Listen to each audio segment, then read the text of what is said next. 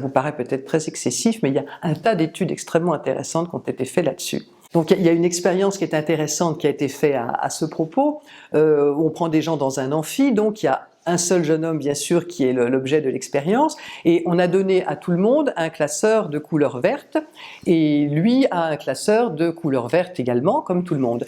Et à un moment donné, le professeur va dire tout simplement, eh bien ouvrez votre classeur rouge. Et l'ensemble de l'amphi va ouvrir le classeur vert, mais qui est censé être de couleur rouge.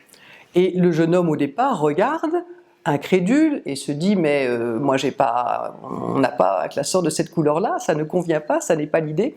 Et puis on se rend compte, je vous fais la chose un petit peu rapidement, mais qu'au bout de 2 ou 3 demandes de la même sorte, en fait, il va d'une certaine manière plier, et il ne va pas comprendre ce qui se passe, mais il va se dire c'est moi qui ne comprends pas.